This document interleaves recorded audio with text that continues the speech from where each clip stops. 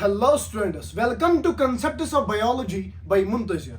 Today, this is the fourth lecture of body fluids and circulation. In the first three lectures, we have done cardiovascular system और I hope कि वो आपने अच्छे से वो lecture देखे होंगे तभी आप फोर्थ लेक्चर पे आ गए होंगे। और इस लेक्चर में हम पढ़ने जा रहे हैं types of circulatory pathway, open circulatory system, closed circulatory system और उसके बाद हम पढ़ने जा रहे हैं डबल सर्कुलेशन। ठीक है, डबल सर्कुलेशन जब हम ये पहले पढ़ेंगे टाइप्स ऑफ सर्कुलेटरी पाथवेज, उसके बाद डबल सर्कुलेशन, आफ्टर दैट हम ईसीजी पढ़ेंगे जिससे हर साल एक क्वेश्चन बनता है और वो मैं क्रिस्टल क्लियर करूंगा, ये आपसे वादा है। ठीक है, तो चलिए हम स्टार्ट करते हैं टाइप्स ऑफ सर्कुलेटरी पाथवेज। आपके नोट्स की हेडिंग अभी होनी चाहिए types of circulatory pathways.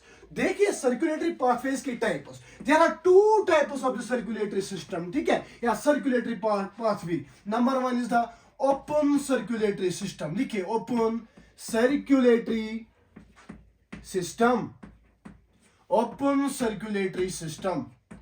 And number two type is the closed circulatory system, closed circulatory system. So I am talking about the types of circulatory pathways: open circulatory system, closed circulatory system. If we talk about this open circulatory system, ये annelids, leeches among the annelids में मिलती है। Example लिखना, ठीक है, example लिखना, leeches among the annelids, leeches among the annelids, among the एनालिडस। ठीक है, एनालिडस में लीचेस में मिलती है ये ओपन टाइप ऑफ सर्कुलेशन। ठीक है, molluscs, molluscs except cephalopods, except cephalopods, cephalopods and except cephalopods and arthropods, and arthropods, arthropods। ठीक है, तो अगर हम बात करेंगे ना ओपन सर्कुलेटरी सिस्टम ये किन में मिलती है सर? एनालिडस में, लीचेस में मिलती है। अगर हम मोलस्कस की बात करेंगे, मोलस्कस में एक्सेप्ट cephalopods और आर्थ्रोपोड्स में ये ओपन सर्कुलेटरी सिस्टम नहीं मिलता है। अदरवाइज जो बाकी मोलस्कस है उनमें open type of circulatory system मिलता है। ठीक है, तो अगर हम इस open type of circulatory system की बात करेंगे, जो ब्लड है ना, blood finally comes out, blood finally comes out from the vessels into the open spaces called the lacunae or sinuses। तो पहले आप लिखेंगे open type of circulatory system, open type of circulatory system या open circulatory system। लिखिए heading open circulatory system, open circulatory system। पहले मैंने बोला अगर हम एनालिडस की बात करेंगे, एनालिडस में लीचेस में मिलती है, मोलस्कस में भी मिलती है, except the cephalopods and the arthropods. ठीक है, और अगर हम बात करेंगे blood finally comes out of, blood finally comes out of vessels into the open spaces, into the open spaces called sinuses and lacunae, sinuses and lacunae। तो यहां पे अगर हम ओपन सर्कुलेटरी सिस्टम की बात करेंगे, ब्लड फाइनली ब्लड वेसल से बाहर आके ओपन स्पेसेस और चैनल्स में चला जाता है, दैट इज कॉल्ड, ये साइनसेस में चला जाता है और लैक्यूनाe में चला जाता है। This is open circulatory system. It is found in the leeches among the annelids, molluscs में except the cephalopods and the arthropods. याद रखना ये बात, ठीक है। तो यहां पे ब्लड बाहर आ जाता है वेसल से into the open spaces and channels called the sinuses and lacunae, called the sinuses and lacunae, called the sinuses and lacunae। ठीक है, अगर हम आर्थ्रोपोड्स की बात करेंगे, अगर हम arthropods like the cockroach, arthropods example हम लेंगे कॉकरोच। ठीक है बेटा, यहां पे हम एग्जाम्पल लेंगे कॉकरोच। अगर हम कॉकरोच की बात करेंगे ना, कॉकरोच में ये जो ओपन सर्कुलेटरी सिस्टम है ना, इसको हम यहाँ पे हीमोसिलोमिक सर्कुलेशन कहते हैं। क्या कहते हैं? हीमोसिलोमिक सर्कुलेशन। क्यों कहते हैं हीमोसिलोमिक सर्कुलेशन? क्योंकि ये जो साइनसिस है ना, ये जो साइनसिस यहाँ पे है ना, जहाँ पे ब्लड इन स्पेस में आगे, उनको हम साइनसिस कहते हैं। Sinuses join to form a cavity, with blood, to form a cavity with blood is called hemocoel, उसको हम hemocoel कहते हैं। So I am talking about the open circulatory system। Sir ये लीचेस में मिलता है, among the annelids, molluscus और arthropods में, कॉकरोच में मिलता है, ठीक है। और यहाँ पे क्या होता है? Blood finally comes out of the blood vessels into the open space and sinuses, in the open spaces and the channels called the sinus and the lacunae, ठीक है। और अगर हम सर बात करेंगे ना आर्थ्रोपोड्स में, एग्जांपल हम ले ली कॉकरोच में यहाँ पे इसको हम हीमोसिलोमिक सर्कुलेशन कहते हैं। क्यों? क्योंकि जो साइनसिस है, जहां पे ओपन चैनल्स और साइनस में ब्लड आ गई, साइनसिस ज्वाइन करती है और ये बनाती है, ये जो साइनसिस है, ये साइनसिस जो है ये ज्वाइन करती है, ये बनाती है कैविटी विद ब्लड, उसको हम हीमोसील कहते हैं। सेम लीचेस में भी, लीचेस में इन लीचेस इसको हम हीमोसिलोमिक सर्कुलेशन कहते हैं, हीमोसिलोमिक सर्कुलेशन कहते हैं। याद रखना मेरी बात, ठीक है। हीमोसिलोमिक सर्कुलेशन कहते हैं, ठीक है। तो ये था ओपन सर्कुलेटरी सिस्टम। और कॉकरोच में इसे हीमोसील, कॉकरोच ये साइनस जो है ना, साइनस ज्वाइन होते हैं कॉकरोच में और ये हीमोसील बनाते हैं। देखो अगर हम यहाँ पे ओपन सर्कुलेटरी सिस्टम बनाएंगे कॉकरोच का, ठीक है, अगर हम ओपन सर्कुलेटरी सिस्टम बनाएंगे कॉकरोच का, open circulatory system of cockroach, ठीक है। सिस्टम एग्जांपल हम लेंगे कॉकरोच। देखिए हार्ट जो है ना, हार्ट ब्लड को पंप करेगा इनटू द आयोटा, ठीक है, इनटू द आयोटा में से जाके ये ओपन स्पेस में जाता है, दैट इज कॉल्ड द लैक्यूने। और यहाँ पे हेड लैक्यूने में जाता है, किन में? हेड लैक्यूने से जाके ये लेग लैक्यूने में पहुंच जाता है, और लेग लैक्यूने से जाके ये पेरिनियल लैक्यूने में चला जाता है, पेरिनियल लैक्यूने में चला जाता है। पेरिनियल लैक्यूने के बाद ये पेरिविसरल लैक्यूने में चले जाता है, और पेरिविसरल लैक्यूने के बाद ये यहाँ पे पेरिकार्डियल लैक्यूने में चला जाता है, पेरिकार्डियल लैक्यूने में चला जाके उसके बाद वापस हार्ट में जाता है। And this is the open circulatory system of the cockroach. मैंने पहले ही बोला साइनस ज्वाइन करके ये अंदर कैविटी बनाते हैं with blood, that is called the haemocoel. मैंने बोला ये कॉकरोच का हार्ट है, और इस हार्ट से थ्रू आयोटा हार्ट ब्लड को पंप करेगा इनटू द आयोटा से जाके हेड साइनस में जाता है, हेड साइनस से जाके लेग साइनस में जाता है, लेग लैक्यूने में जाता है, ठीक है। लेग लैक्यूने के बाद ये पेरिनियल लैक्यूने पहुंचता है, और उसके बाद पेरिविसरल लैक्यूने, उसके बाद पेरिकार्डियल लैक्यूने, और पेरिकार्डियल लैक्यूने के बाद वापस हार्ट में चला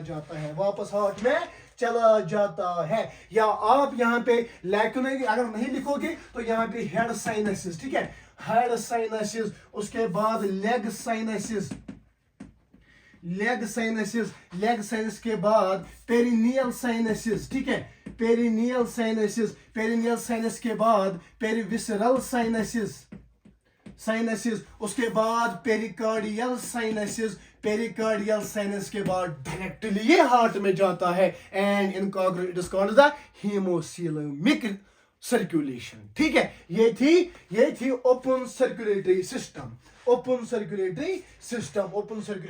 याद रखना मेरी बात, ठीक है। यहाँ पे कैरेक्टरिस्टिक्स भी आपको लिखने हैं, बट छोड़ो, यहाँ पे कैरेक्टरिस्टिक्स यहाँ पे आप नहीं लिखेंगे। और ये थी ओपन सर्कुलेटरी सिस्टम, ठीक है। अब आप लिखेंगे अब आप लिखेंगे closed circulatory system, closed circulatory system, लिखिए क्लोज्ड सर्कुलेटरी सिस्टम।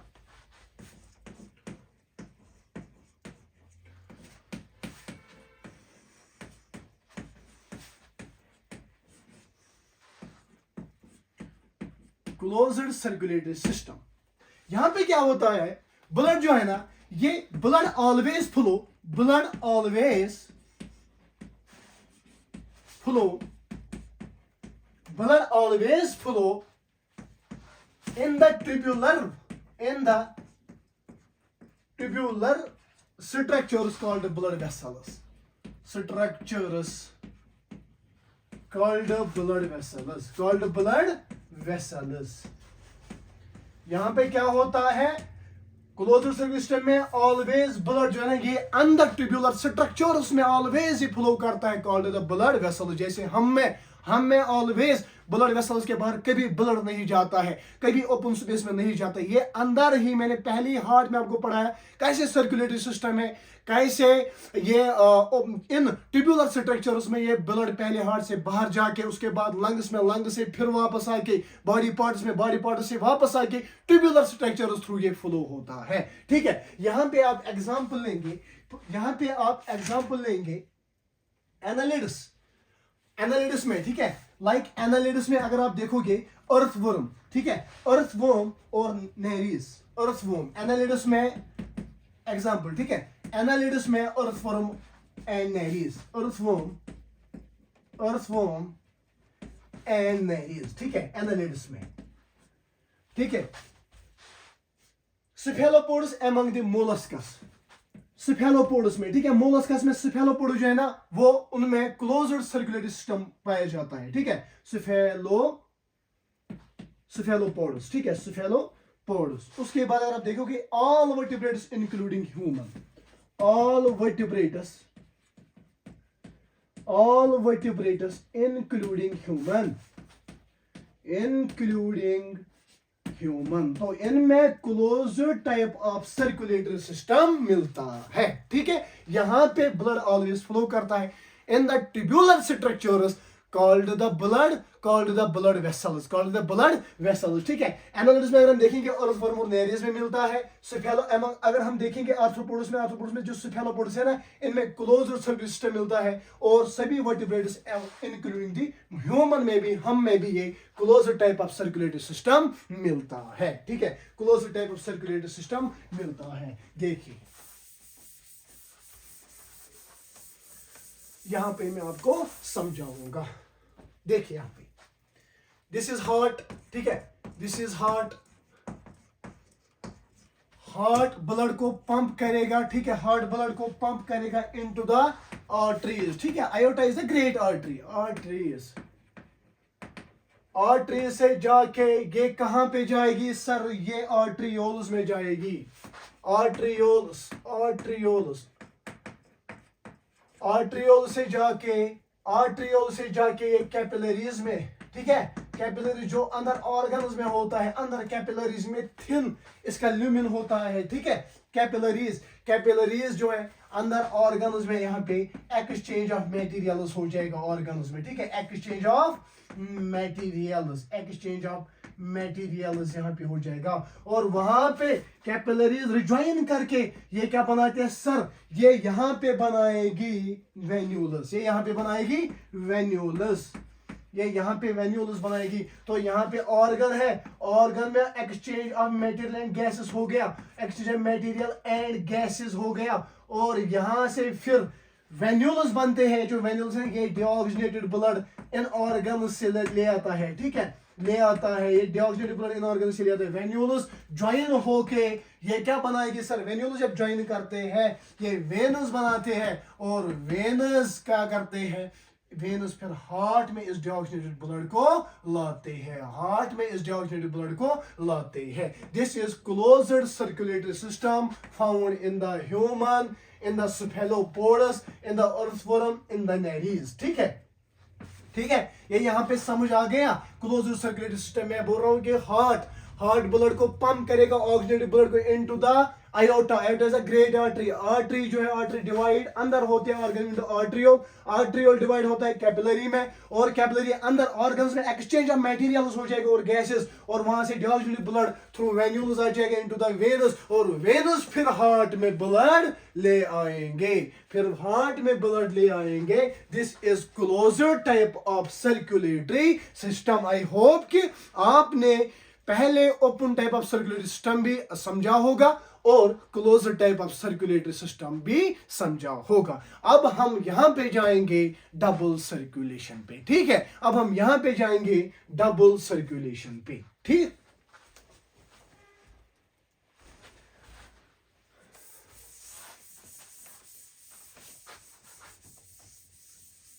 लिखिए अब topic double circulation. Double circulation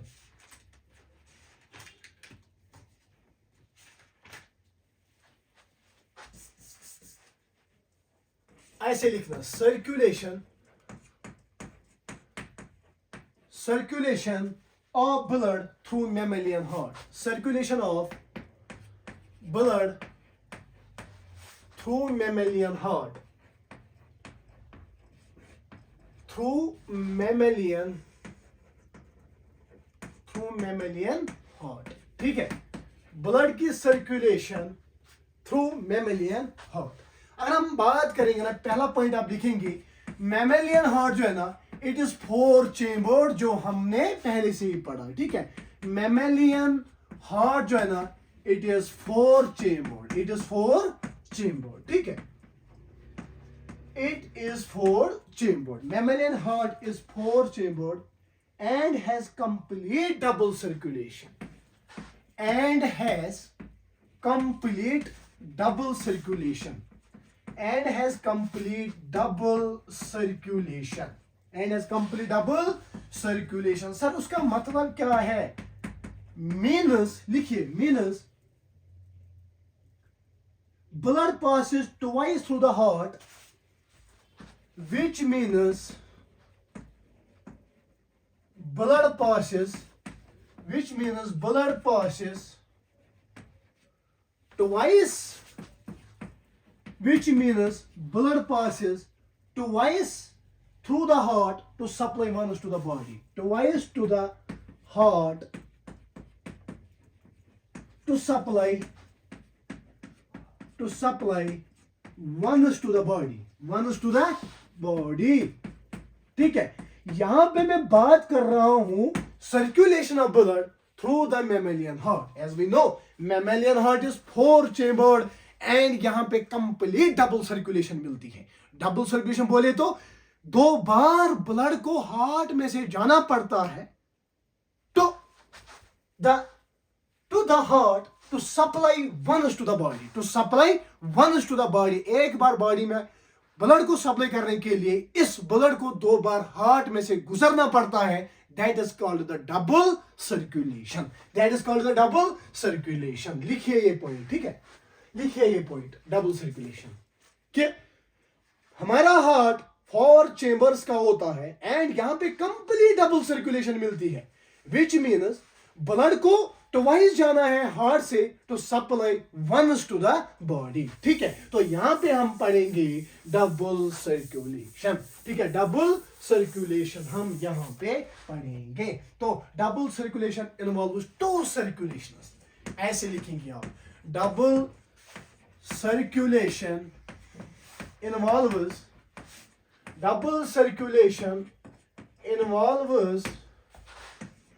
to circulation. Double circulation इसीलिए से कहते हैं. ठीक है, 2 circulation. Double circulation involves 2 circulation. Number 1 is the systemic or greater circulation.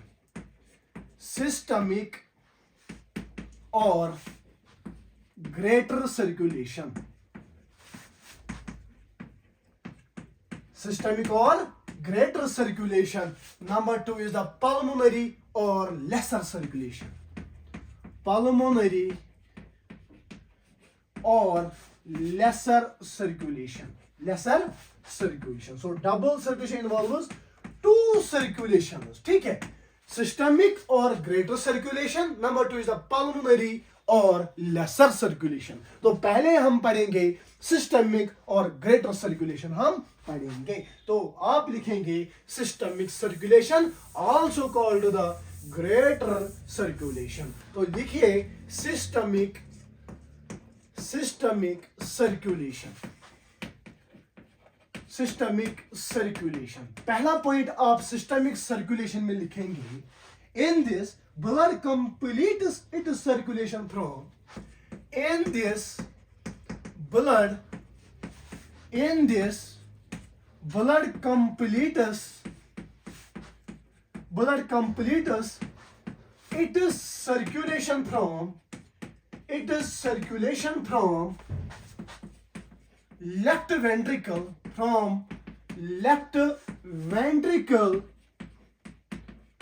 to right ventricle। अगर हम बात करेंगे ना इस सिस्टमिक सर्कुलेशन की, यहां पे ब्लड कंप्लीट करता है अपनी circulation from left ventricle to right ventricle, left ventricle to right auricle, sorry for this, right auricle या एट्रिया, राइट ऑरिकल। तो यहां पे सिस्टमिक सर्कुलेशन में ब्लड कंप्लीट करता है अपनी circulation from left ventricle to right auricle, from left ventricle to right auricle. ठीक है, this is right atria, this is left auricle. ठीक है, this is right ventricle, this is left ventricle. यहां पे अगर हम सिस्टमिक सर्कुलेशन की बात करेंगे, यहां पे ब्लड अपनी सर्कुलेशन कंप्लीट करता है from left ventricle to right auricle, from left ventricle to right auricle. तो यहां पे हम पाथवे देखेंगे। ठीक है, हियर लेफ्ट वेंट्रिकल क्या करता है, यहां पे दूसरा पढ़ लीजिए, लेफ्ट वेंट्रिकल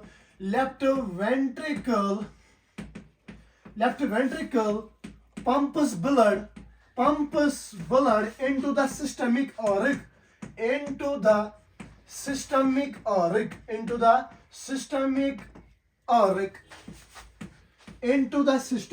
auric, ठीक है, supplies into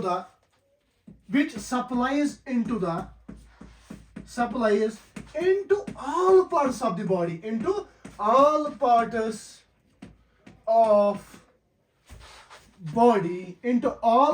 of body except lungs। याद रखना, except lungs।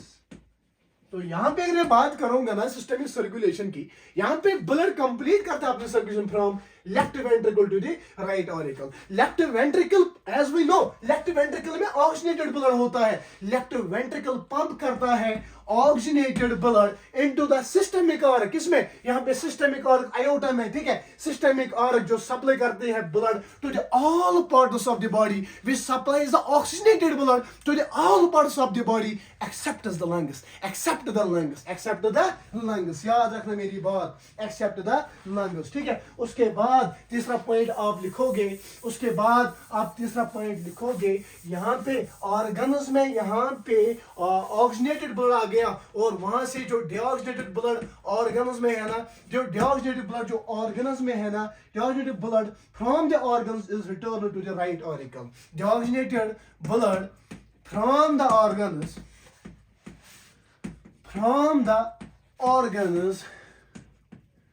is returned to the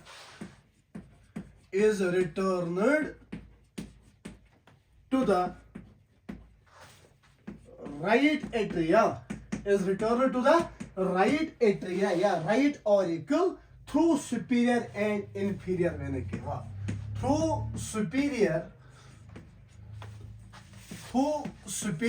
and inferior vena cava, superior and inferior vena cava।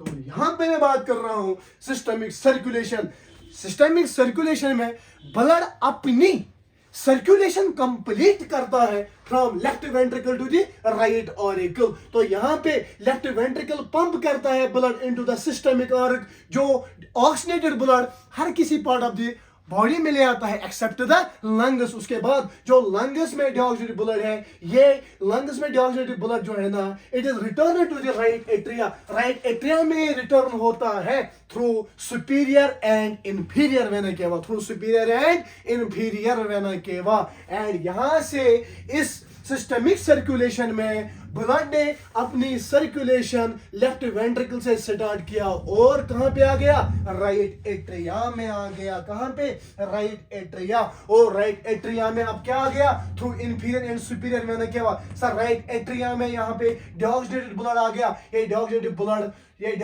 Right atria में जब सिस्टोल हो जाएगा, ये राइट वेंट्रिकल में आ जाएगा। तो अभी कहां पे प्रेजेंट है, राइट वेंट्रिकल में। क्या पहुंच गया, राइट वेंट्रिकल में डिऑक्सीनेटेड ब्लड पहुंच गया, डिऑक्सीनेटेड ब्लड पहुंच गया। तो यहां पे आपको ये भी याद रखना है, सिस्टमिक सर्कुलेशन में ये जो ब्लड है ना, ये सप्लाई करता है न्यूट्रिएंट्स रिच और oxygen rich blood to the body parts, और वहां से ले आता है, और वहां से ले आता है क्या, डिऑक्सीनेटेड ब्लड। ठीक है, डिऑक्सीनेटेड ब्लड कहां तक, सर राइट एट्रिया तक। और राइट एट्रिया इसको, इस डिऑक्सीनेटेड ब्लड को पंप करके राइट वेंट्रिकल में पहुंचाता है। ये बातें याद रखना मेरा बेटा, ये बातें याद रखना।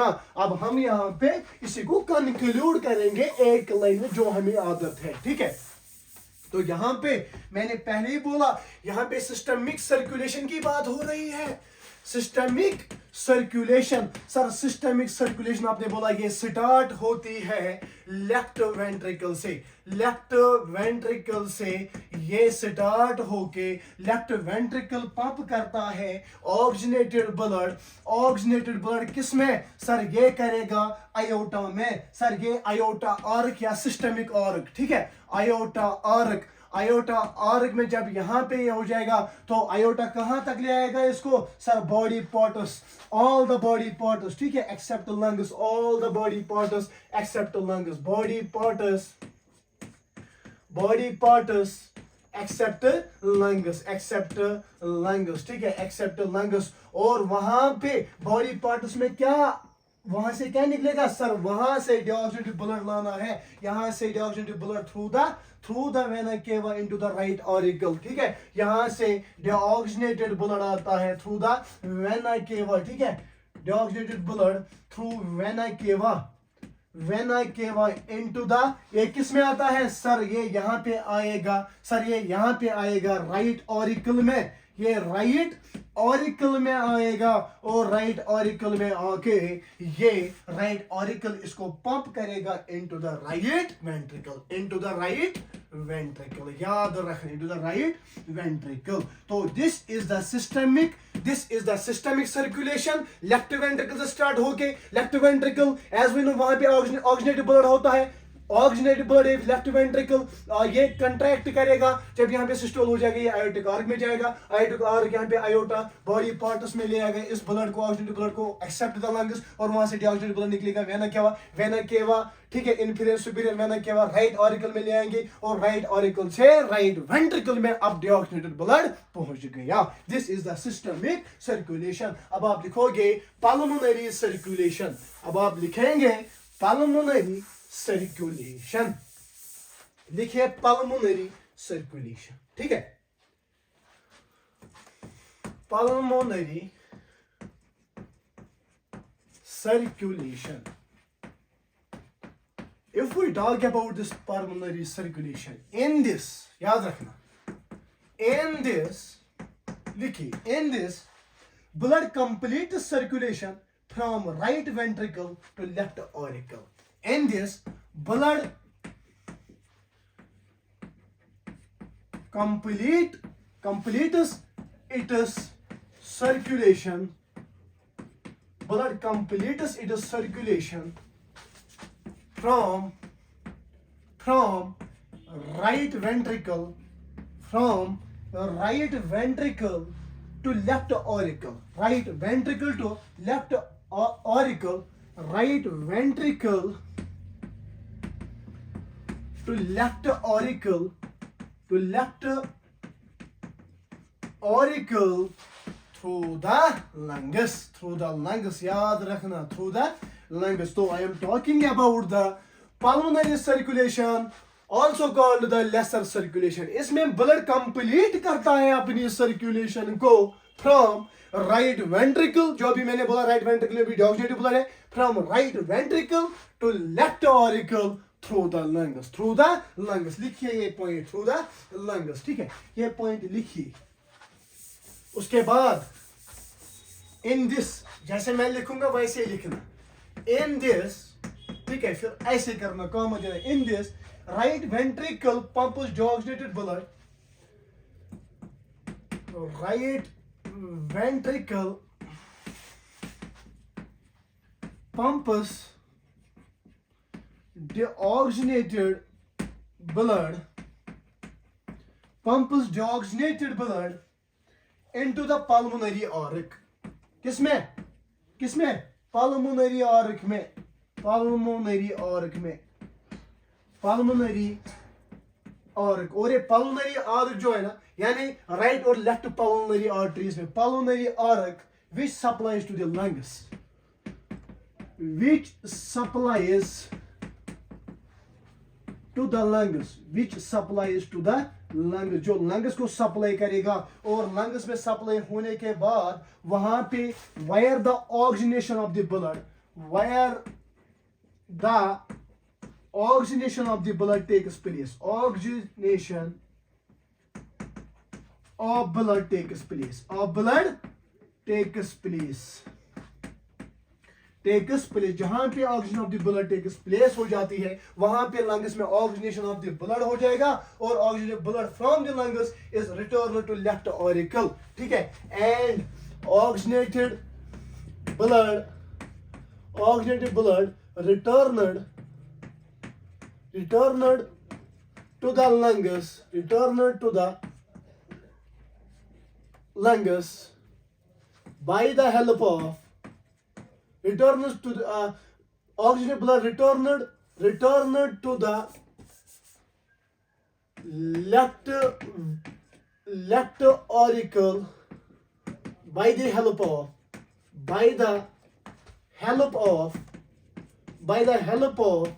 pulmonary vein, याद रखना मेरी बात, मैं पल्मोनरी सर्कुलेशन की बात कर रहा हूं।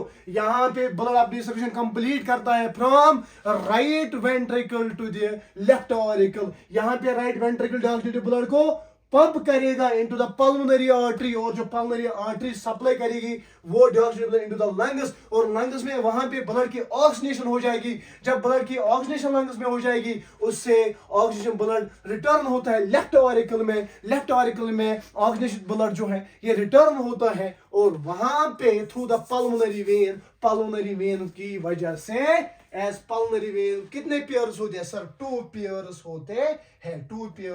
होते हैं, ठीक है। लेफ्ट ऑरिकल जो है, लेफ्ट ऑरिकल पंप करेगी फिर blood into the left ventricle, और लेफ्ट वेंट्रिकल से फिर through the aortic arc all parts of the body में जाएगी। और इट मीन्स दैट कि यहां पे ब्लड को 2 बार ही पास होना पड़ता है हार्ट में टू पंप या to go in the body parts once, ठीक है। एक बार बॉडी पार्ट्स में जाने के लिए ब्लड को 2 बारी हार्ट में से गुजरना पड़ता है, ठीक है। पहले मैंने सिस्टमिक सर्कुलेशन पढ़ाई, उसके बाद मैंने पल्मोनरी सर्कुलेशन पढ़ाई। तो पल्मोनरी सर्कुलेशन कहां से स्टार्ट हो गई, एक ही पॉइंट में यहां पे हम क्लियर करने जा रहे हैं, ठीक है। पल्मोनरी सर्कुलेशन स्टार्ट होगी सर, ये हो गई राइट वेंट्रिकल से। कहां से? राइट वेंट्रिकल से जाके ये कहां पे आ जाएगी सर? राइट वेंट्रिकल से डिऑक्सीनेटेड ब्लड आ जाएगा किस में? डिऑक्सीनेटेड ब्लड आ जाएगा पल्मोनरी आर्क में। किस में? पल्मोनरी आर्क में,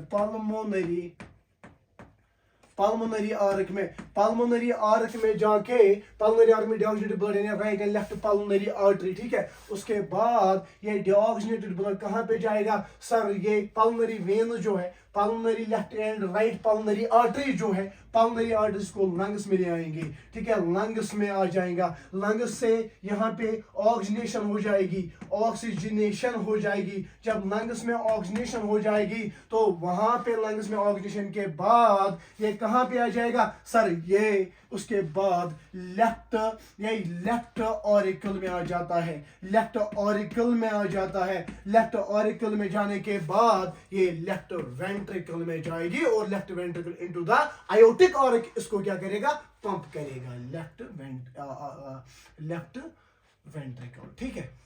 this is the pulmonary circulation. तो यहाँ पे मैंने बोला डबल सर्कुलेशन, मैमोलियन हार्ट जो है इसमें डबल सर्कुलेशन होती है कि यहाँ पे ब्लड को दो बारी पास होना पड़ता है हार्ट में to supply ones to the lungs. उसके बाद मैंने double circulation includes two circulation. Number one is a systemic circulation, also called the greater circulation. Number two is a pulmonary circulation, also called the lesser circulation. मैंने पहले ही बोला आपको जो greater circulations को आप systemic circulation कहते हैं वो start होते हैं from the left ventricle to the right auricle, और right auricle से dilated blood फिर right ventricle में जाएगा और यहाँ वहां से स्टार्ट हो जाएगी कौन सी circulation, pulmonary circulation.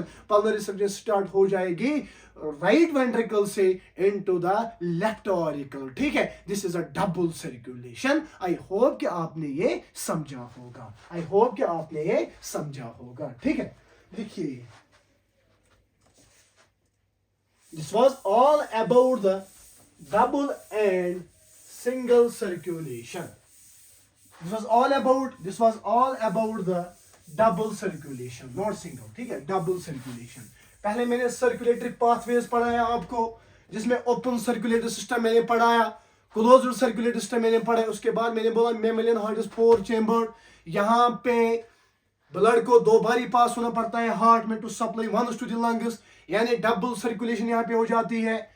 Double circulation involves two circulations. Number one is the systemic circulation and number two is the pulmonary circulation, जो मैंने आपको बताया, और एक एक पॉइंट मैंने यहाँ पे लिखा है। आई होप कि ये कभी भी आप जिंदगी में नहीं बोलोगे, ठीक है। अब हम यहाँ पे पढ़ने जा रहे हैं, अब हम पढ़ने जा रहे हैं इलेक्ट्रोकार्डियोग्राफी। याद रखना मेरी बात, यहां से हर साल क्वेश्चन पूछता है इलेक्ट्रोकार्डियोग्राफी से, ठीक है। और मैंने इलेक्ट्रोकार्डियोग्राफी में हर कोई चीज देख के आपके सामने ये मैं आपके सामने यहाँ पे बोलने जा रहा हूं। जो भी मैं यहाँ पे बोलूंगा ना वहीं से क्वेश्चन आएगा और एक भी क्वेश्चन मेरे नोटिस से बाहर नहीं आएगा, और ये लिख के ले लो, ठीक है। तो हम यहाँ पे पढ़ने जा रहे हैं इलेक्ट्रोकार्डियोग्राफी, ठीक है। The technique to detect the abnormalities of the heart like high blood pressure, rheumatic heart, congenital heart diseases, effect of certain drugs on heart with the help of ECG is called electrocardiography. Electrocardiography वो technique होती है जिससे हम detect करते हैं high blood pressure, rheumatic heart disease, congenital heart disease, ठीक है, या कुछ ड्रग्स का इफेक्ट जो हार्ट पे होता है, वहां पे जो एबनॉर्मलिटीज होती है उसको डिटेक्ट करने के लिए हम एक टेक्निक यूज करते हैं by the help of ECG. ECG की हेल्प से हमें देखते हैं, that is called the electrocardiography, that is called the electrocardiography. मैं यहां पे बोल रहा हूं इलेक्ट्रोकार्डियोग्राफी वो टेक्निक है जिसे हम डिटेक्ट करते हैं abnormalities of the heart, like the high blood pressure, like the rheumatic heart disease, congenital heart disease, effects of certain drugs on the heart with the help of the ECG. Electrocardiogram is called the electrocardiography, ठीक है। As we no अंदर जो heart है ना, heart में electrical activity होती है, उस इलेक्ट्रिकल एक्टिविटी को रिकॉर्ड करने के लिए वहां पे ग्राफिक डिजाइन बनता है, वहां पे ग्राफ बनता है, ठीक है, उसको हम ईसीजी कहते हैं। यानी उस इलेक्ट्रिकल एक्टिविटी को रिकॉर्ड करने के लिए हम ईसीजी का यूज करते हैं, that is the electrocardiogram, that is electrocardiogram. एक दूसरा पॉइंट आप लिखेंगे, a graphic record of the electrical activity of the heart is called electrocardiogram. A graphic record of the electrical activity of the heart is called the electrocardiogram. ठीक है, जो electrical activity heart की होती है उसका graphic record को हम कहते हैं इलेक्ट्रोकार्डियोग्राम. क्या कहते हैं बेटा? इलेक्ट्रोकार्डियोग्राम. तो हमें यहाँ पे ईसीजी पढ़नी है. Electrocardiogram, ECG, electrocardiogram. ये जो इलेक्ट्रोकार्डियोग्राम है ना, ये जो इलेक्ट्रिकल एक्टिविटी हार्ट में हो जाती है उसको देखने के लिए, उस ग्राफिक रिकॉर्ड को देखने के लिए हम ईसीजी का यूज करते हैं. उस इलेक्ट्रिकल एक्टिविटी को देखने के लिए हम ईसीजी का यूज करते हैं. ये जो ईसीजी है ना, इलेक्ट्रोकार्डियोग्राम है ना, it is of two types. ठीक है, number one is the resting ECG. Resting ECG, resting ECG में क्या हम करते हैं, यहां पे पेशेंट को बोला जाता है कि वो रेस्टिंग फेज में होता है, आज आप बेड पे लेट जाओ और वहां पे ईसीजी ली जाती है. That is called the resting ECG. Number two is the stress ECG. Stress ECG भी ली जाती है. स्ट्रेस ईसीजी, इलेक्ट्रोकार्डियोग्राम भी ली जाती है. स्ट्रेस ईसीजी ये वाइगस एक्सरसाइज के बाद, जो ही एक्सरसाइज पेशेंट करता है, एक्सरसाइज के बाद ही ये इसको बेड पे लेटाया जाता है और यहाँ पे इसकी ईसीजी ली जाती है. That is called the stress ECG. ठीक है, स्ट्रेस ईसीजी. तो this is these are the two types of the ECG, resting ECG and stress ECG. ठीक है, तो यहाँ पे हमें नीट ओरिएंटेड यहाँ पे पढ़ना है. ठीक है, नीट ओरिएंटेड, जिससे आपका क्वेश्चन सॉल्व हो जाएगा. बाकी आप फिर डॉक्टरी में पढ़ोगे जब आप डॉक्टर बनोगे. तो हम यहाँ पे बात कर रहे हैं ईसीजी की, कि जो यहाँ पे मैंने बोला a graphic record of the electrical activity of the heart is called the electrocardiogram. यानी इलेक्ट्रिकल एक्टिविटी जो हार्ट में होती है उसका ग्राफिकल रिकॉर्ड को हम इलेक्ट्रोकार्डियोग्राम कहते हैं. That is called the ECG. That is called the ECG. तो यहां पे हम पढ़ने जा रहे हैं ECG, the electrical activity of the heart. ठीक है, दैट इज द ईसीजी. ठीक है, ईसीजी, इलेक्ट्रोकार्डियोग्राम. इलेक्ट्रोकार्डियोग्राम देखो यहां पे मैंने ईसीजी बनाई, नॉर्मल ईसीजी बनाई, और यहां पे आपको पी वेव दिख रही है, क्यूआरएस कॉम्प्लेक्स दिख रहा है और टी वेव दिख रही है. हम पहले पढ़ेंगे पी वेव. पी वेव जो होती है ईसीजी में, ये क्या इंडिकेट करती है, तो यहां से आप लिखोगे पी वेव, यहां से आप लिखोगे पी वेव. पी वेव क्या इंडिकेट करते हैं, लिखे P wave. It indicate is the impulse of contraction generated bye SA node. Indicate is the impulse of contraction generated by SA node. ये जो P wave है ना, ये क्या करती है, it indicates the impulse of contraction, indicates impulse of contraction, impulse of contraction generated by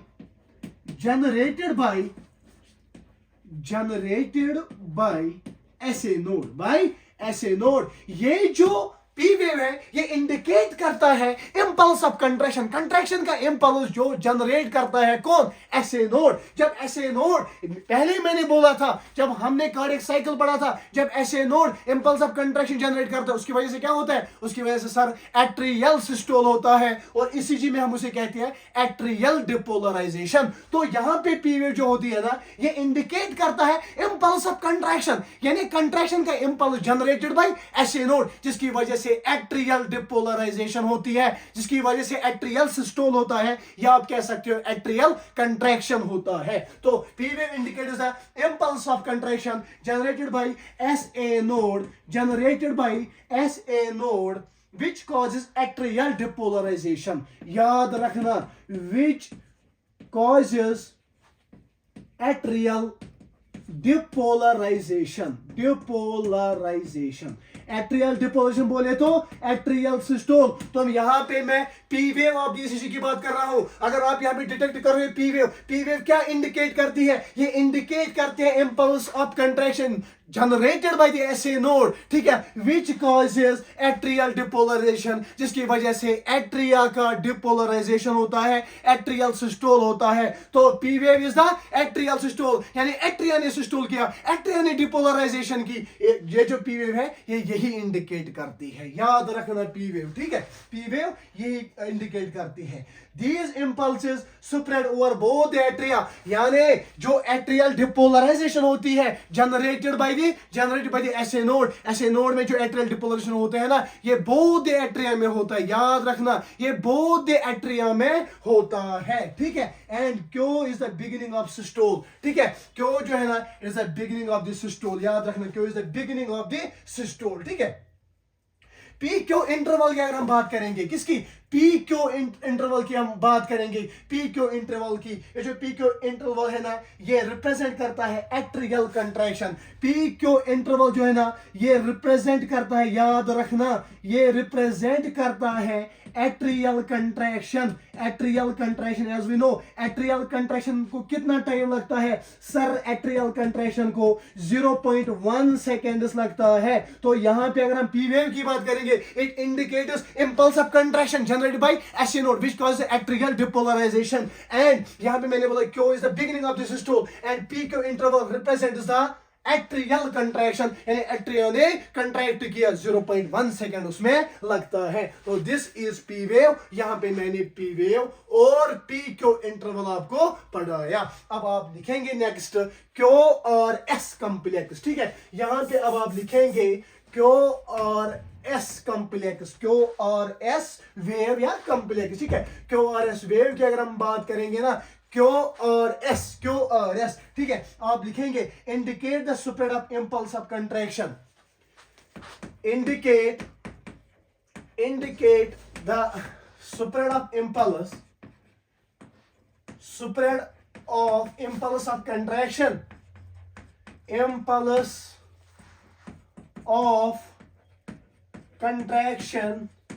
impulse of contraction generated by SA node, generated by AV node, याद रखना generated by AV node, it indicates the spread of impulse generated by the AV node to the wall of ventriculus,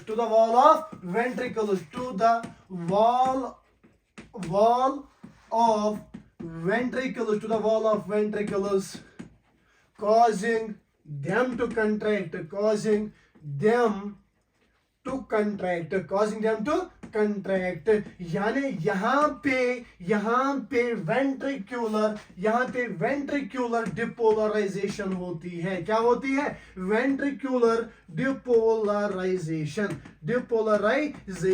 तो यहाँ पे मैं बात कर रहा हूँ क्यूआरएस वेव की। जो क्यूआरएस वेव क्या होती है ना, ये इंडिकेट करती है, जो क्यूआरएस वेव है ना ये इंडिकेट करती है सुप्रेडस इंपल्स ऑफ कंट्रैक्शन, जो जनरेट करता है एवी नोड। वो एवी नोड का जो इंपल्स जनरेट हो गया ना, ये वॉल ऑफ द वेंट्रिकल्स की तरफ आ जाता है और वेंट्रिकल्स को कॉज करता है टू द कंट्रैक्ट। यहाँ पे वेंट्रिकुलर डिपोलराइजेशन होती है। क्यूआरएस वेव हमें यही इंडिकेट करते हैं कि एवी नोड ने, एट्रियोवेंट्रिकुलर नोड ने इंपल्स जनरेट किया और वो स्प्रेड हो गया वेंट्रिकल्स की तरफ, कॉजिंग वेंट्रिकल्स टू कंट्रैक्ट। यहाँ पे वेंट्रिकुलर डिपोलराइजेशन होता है। यहाँ पे पी वेव इंडिकेट करती है impulse of contraction generated bye SA node, sinoatrial node, जिसकी वजह से क्या होता है सर, एट्रियल डिपोलराइजेशन होती है। उसके बाद मैंने बोला क्यूआरएस वेव इंडिकेट करता है spread of impulse generated by the AV node, atrioventricular node, जो कहां की तरफ स्प्रेड होती है सर, वेंट्रिकल्स की तरफ स्प्रेड होती है, कॉजिंग वेंट्रिकल्स टू कंट्रैक्ट, यानी वेंट्रिकुलर डिपोलराइजेशन होती है। क्या होती है? वेंट्रिकुलर डिपोलराइजेशन होती है। और यहां पे जो क्यूआरएस वेव में ये जो क्यूएस इंटरवल है ना, ये जो क्यूएस इंटरवल है ना, आरएस इंटरवल है ना, RS of QRS and ST interval represents the ventricular contraction, RS of QRS, ठीक है, RS याद रखना, RS of QRS and ST और ST ये जो इंटरवल्स है ना, ये रिप्रेजेंट करती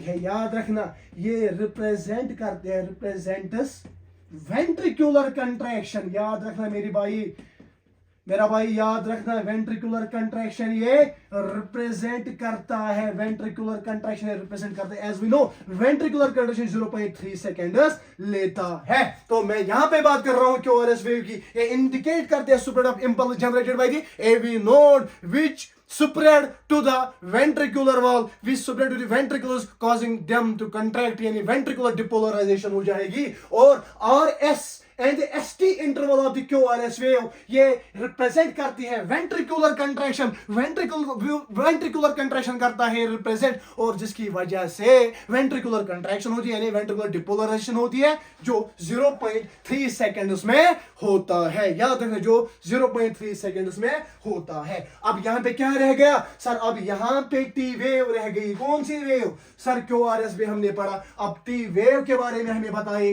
सर। हमारे कंसेप्ट से यहां पे क्लियर हो रहे हैं। अब टी वेव जो है ना ये रिप्रेजेंट करती है रिलैक्सेशन यानी repolarization of the ventricles. T wave represents relaxation यानी रिपोलराइजेशन। ठीक है, रिपोलराइजेशन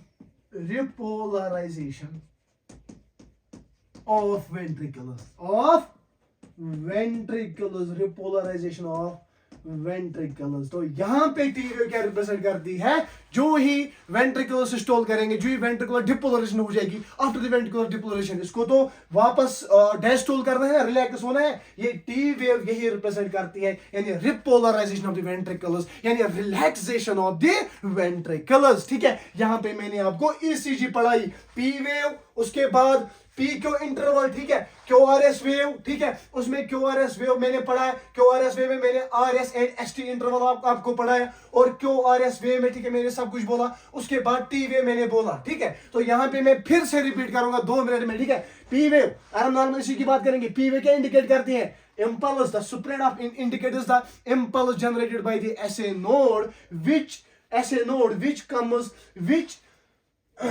causes atrial depolarization। अगर हम इसमें देखेंगे पी क्यू इंटरवल रिप्रेजेंट करता है एट्रियल कंट्रैक्शन, 0.1 सेकंड में होता है। उसके बाद क्यूआरएस वेव इंडिकेट करते हैं spread of impulse of contraction generated by the AV node to the wall of ventricles causing them to contract, यानी यहाँ पे वेंट्रिकुलर डिपोलराइजेशन क्यूआरएस वेव हमें दिखाती है। उसके बाद क्यूआरएस वेव का RS interval and ST interval ये क्या दिखाता है? ये रिप्रेजेंट करता है वेंट्रिकुलर कंट्रैक्शन, ये वेंट्रिकुलर डिपोलराइजेशन करता है 0.3 सेकंड्स में जो होता है। ठीक है, और टी वेव जो है ये रिप्रेजेंट करती है रिलैक्सेशन यानी repolarization of ventricles, repolarization of ventricles. So it means that ECG is formed of both depolarization as well as the repolarization। ठीक है, ECG is formed of both depolarization as well as repolarization। ठीक है, repolarisation waves. ठीक है, अगर हम बात करेंगे पीआरटी की, पीआरटी को हम क्या कहते हैं? पॉजिटिव वेव्स कहते हैं। पीआरटी याद रखना पीआरटी इनको हम पॉजिटिव वेव्स कहते हैं। क्या कहते हैं? पॉजिटिव वेव्स कहते हैं, क्योंकि ये अबोव द बेस लाइन है पीआरटी। ठीक है, पीआरटी ये जो है ना इनको हम पॉजिटिव वेव्स कहते हैं बिकॉज ये अबोव द बेस लाइन है। एंड अगर हम बात करेंगे क्यू और एस की अगर हम बात करें ना, क्यू एंड एस इनको हम नेगेटिव वेव्स कहते हैं क्योंकि ये बिलो द बेस लाइन है। ठीक है, Q S is the negative waves. ठीक है, negative waves. This was all about the structure जो आप देखते हो। कभी कभी ईसीजी करनी पड़ती है, वहां पे आप वो इलेक्ट्रिकल एक्टिविटी आप देखो वो ईसीजी होती है, और ईसीजी में P wave, QRS, T wave, ठीक है, टी वेव होती है। और आपने यहाँ पे समझा, और आपका जरूर यहाँ पे क्वेश्चन आ जाएगा और वो भी आपको सॉल्व करना पड़ेगा। ठीक है, अगर इस हार्ट में मैंने पहले वो कोई डिफेक्ट आया, कोई एबनॉर्मेलिटी आई, तो ये वेव पैटर्न चेंज होगा। क्या? ये वेव पैटर्न चेंज होगा, और उस वेव पैटर्न को एक ट्रेनड फिजिशियन देखता है। जब आप डॉक्टर बनोगे आपके पास पहले, अगर आप फिर बोलोगे कि मुझे फिजिशियन नहीं बनना है, मुझे कोई बड़ा लाइक द कार्डियोलॉजिस्ट, न्यूरोलॉजिस्ट और रेडियोलॉजिस्ट बनना है, पहले आपको इंटर्नशिप में यही चीजें देखनी पड़ेगी। यहाँ पे आपको पहले ईसीजी देखनी पड़ेगी, ईसीजी, ठीक है। ईसीजी जो होती है, अगर electrical activity of the heart में कोई फर्क आ रहा है, it means that there is abnormality of the heart. तो यहाँ पे हम मोस्ट कॉमन देखेंगे कौन कौन सी एबनॉर्मलिटी आती है हार्ट में, और उसकी वजह से कौन सी वेव में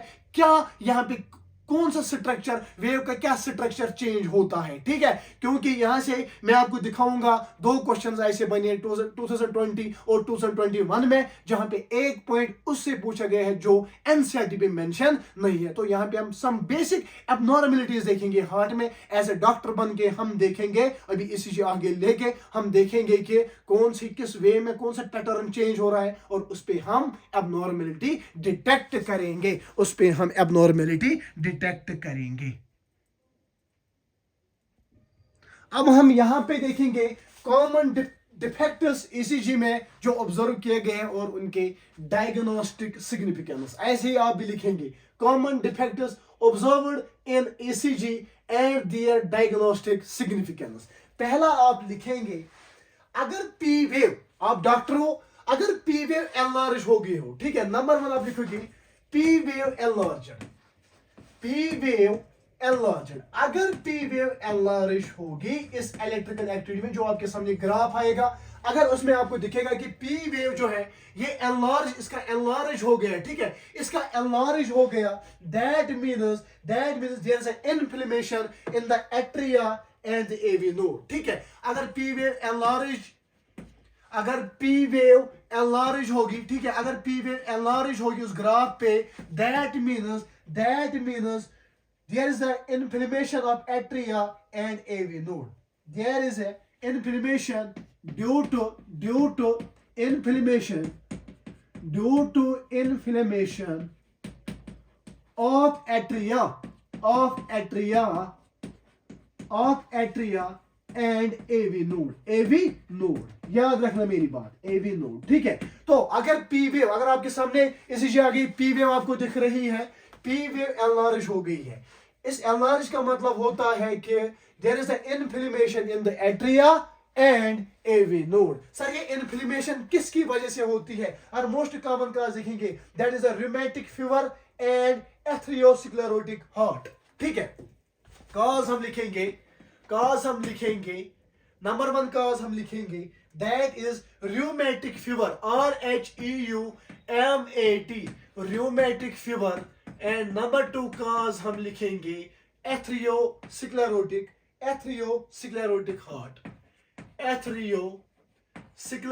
हार्ट, जो आप आगे डिसऑर्डर्स में समझोगे, ठीक है, एथेरोस्क्लेरोटिक हार्ट। तो यहां पे अगर पी वेव एनलार्ज हो गई है ना, इट मींस दैट कि there is a inflammation of the atria and the AV node. Most common cause rheumatic fever and the atherosclerotic heart, ठीक है। अगर पी क्यू इंटरवल, ठीक है, अगर पी क्यू इंटरवल एनलार्ज हो, ठीक है, याद रखना, अगर पी क्यू इंटरवल एनलार्ज होना, तो उसकी वजह से that means there is a myocardial infarction, ठीक है, मायोकार्डियल इन FRACT इन्फार्क्शन, ठीक है, there is a myocardial infarction. अगर पी क्यू इंटरवल की लेंथ ज्यादा हो, अगर पी क्यू इंटरवल की लेंथ ज्यादा हो इस ईसीजी में, that means there is a myocardial infarction, जिसको आप हार्ट अटैक कहते हैं, याद रखना मेरी बात, जिसको आप हार्ट अटैक कहते हैं। अगर पी वेव एनलार्ज हो ड्यू टू द इन्फ्लेमेशन, तो यहां पे इन्फ्लेमेशन एट्रिया और एवी नोड की होती है, जिसकी वजह से एनलार्ज होती है P wave. Most common cause is the rheumatic fever and atherosclerotic heart. अगर पी क्यू इंटरवल एनलार्ज हो जाएगा, that is myocardial infarction, means heart attack. And number 3 आप लिखेंगे Q and R waves enlarge. अगर Q and R waves enlarge हो, याद रखना, अगर Q and R waves enlarge आपको दिख रही है ना, तो that means there is Q and R waves, एक सेकेंड, एक second, enlargement of the P wave, P wave के एनलार्जमेंट जो है ना, पी वेव के एनलार्जमेंट इंडिकेट करते हैं एनलार्जमेंट एट्रिया, सॉरी ठीक है। पी वेव का एनलार्ज का मतलब होता है enlargement of the atria, enlarge of atria, enlarge of atria, ठीक है। पी क्यू इंटरवल जो है ना, अगर इसकी लेंथ इंक्रीज हो जाएगी ना, पी क्यू इंटरवल की लेंथ अगर एनलार्ज हो जाएगी ना, इट मीन्स दैट अगर ये एनलार्ज है ना, पी क्यू इंटरवल इसकी लेंथ एनलार्ज है ना, तो that means there is the inflammation of atria and the AV node, inflammation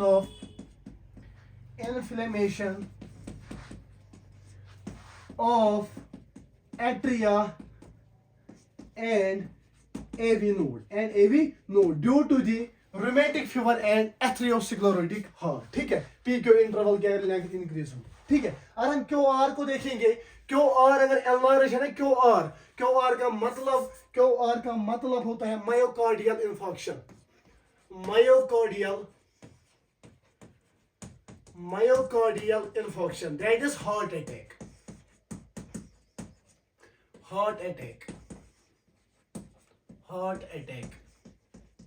ठीक है। उसके बाद आप देखेंगे एसटी सेगमेंट अगर एलिवेट होगा, अगर एसटी सेगमेंट एलिवेट होगा तो दैट मीन्स, अगर एसटी सेगमेंट एलिवेट होगा that means acute myocardial infarction, acute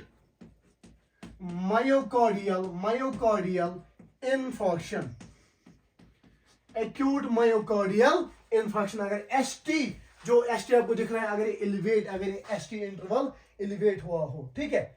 T wave pattern अगर चेंज हो जाएगा ना, वो इंडिकेट करता है insufficient supply of oxygen to the heart muscles, insufficient. अगर टी वेव जो है ना, अगर ये फ्लैट हो जाएगी ना, अगर टी वेव फ्लैट हो जाएगी, वो इंडिकेट करता है insufficient oxygen to the heart muscles, insufficient oxygen to heart muscles, याद रखना हार्ट मसल्स। तो यहां पे मैंने बोला कि कुछ बेसिक या आप कहोगे कॉमन डिफेक्ट्स जो हम देखते हैं, जो देखा गया है इस ईसीजी के पैटर्न को चेंज करते हैं, वो हम यहाँ पे डिस्कस कर रहे हैं। पी वेव अगर एनलार्ज हो जाएगी ना, that means there is enlarge of the atria enlarge है, ठीक है। अगर पी क्यू इंटरवल अगर एनलार्ज हो जाएगा ना, that is there is inflammation of the atria and the AV node due to the rheumatic fever and atherosclerotic heart, ठीक है। उसके बाद अगर क्यू आर इंटरवल लेंथलेस हो जाएगा या एनलार्ज हो जाएगा, that is called the myocardial infarction, यानी हार्ट अटैक है, ठीक है। अगर आर एस, ठीक है, अगर आर एस की अगर हम बात करेंगे, या एक सेकेंड, ठीक है। अगर टी वेव फ्लैट हो जाएगी, there is insufficient oxygen to the heart muscles, insufficient oxygen to the heart muscles, ठीक है। अगर ये एलिवेट हो गया, एसटी इंटरवल एलिवेट हो गया, there is the acute myocardial infarction, ये क्या करेगी, ये आप करोगे ऐसे लिखोगे जैसे मैं आपको अभी बताऊंगा, ठीक है।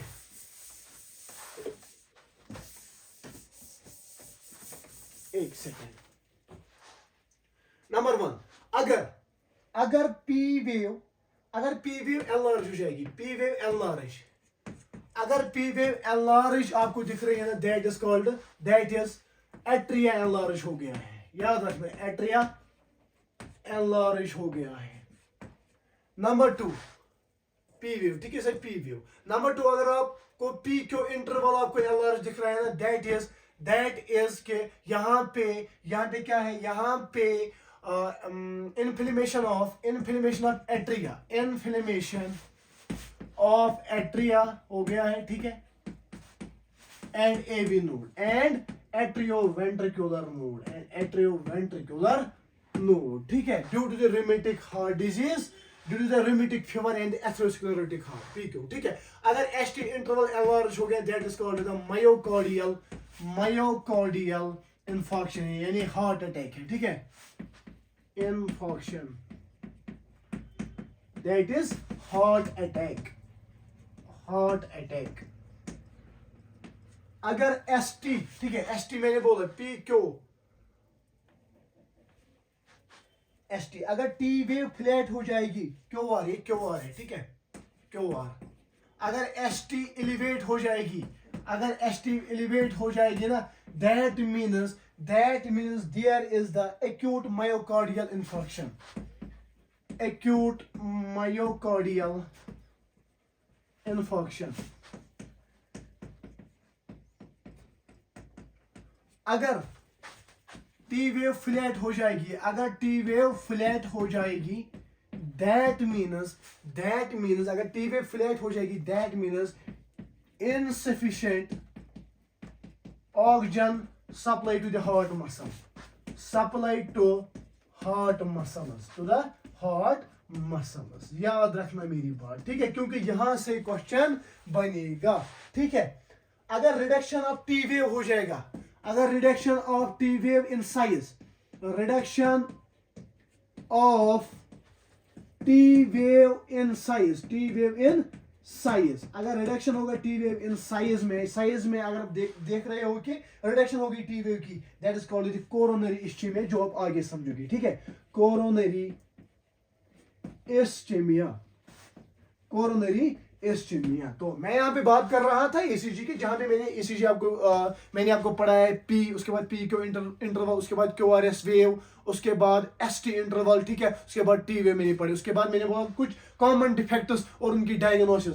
P wave enlarge means atria enlarge, ठीक है, P क्यू इंटरवल अगर एनलार्ज हो जाएगा, जैसे inflammation of the atria and the AV node due to the rheumatic fever and the atherosclerotic heart. QR अगर एनलार्ज हो जाए, that is called myocardial infarction, को आप हार्ट अटैक कहते हो।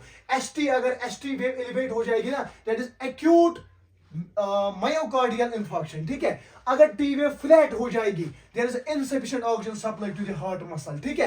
एंड अगर रिडक्शन ऑफ T वेव हो जाएगी साइज में, ठीक है, that is called the, it means that there is a coronary ischemia. I hope कि ECG आपके टिप ऑफ द टंग पे होगी, और यहाँ पे एक एक चीज मैंने मद्देनजर रख के आपके सामने ये मटेरियल तैयार किया है, और इसमें खुद मेहनत की, आपके सामने मैंने ये रखा है। और यहाँ पे जो भी क्वेश्चन बनेगा, और आपका वो किसी भी हाल में, या अगर हम देखेंगे ना, जो बोल जाते हैं ना एग्जाम में, ये चीज आप नहीं बोलोगी, क्योंकि ऐसे ही मेहनत की हुई है, और ऐसे ही आपको अपनी कॉपी पे इसको पेस्ट करना है, और थोड़ी बहुत नजर दे के आपका एक एक क्वेश्चन ECG का सॉल्व हो जाएगा, ठीक है। इस वीडियो में हमने पढ़ा पहले open and closed circulatory system, उसके बाद डबल सर्कुलेशन पढ़ा हमने, and after that ECG। I hope कि ये जो 3 टॉपिक्स है ना, जो यहाँ पे मैंने आपको पढ़ाए, इसमें एक भी क्वेश्चन आपको गलत नहीं हो जाएगा, चाहे आप 11th बोर्ड से CBSE की तैयारी कर रहे हैं या नीट की तैयारी कर रहे हो। यहाँ पे क्रिस्टल क्लियर कंसेप्ट्स है, एंड मुझे अपनी मेहनत पे बहुत ज्यादा भरोसा है कि जिसको मैं पढ़ाऊंगा वो कभी भूलेगा नहीं, ठीक है। किसी भी रीजन से अगर आपको मेरा वीडियो पसंद आया होगा ना, so please do subscribe my channel, and एक अच्छी कमेंट करो, जिसकी वजह से मुझे गूज बम्प्स आ जाए, एनर्जी आ जाएगी, और मैं इससे भी ज्यादा मेहनत करूं और आपके सामने free of cost lectures provide करूं। This was all about today's lecture. I hope कि सारे कंसेप्ट्स आपको क्लियर हुए होंगे, and thank you so much.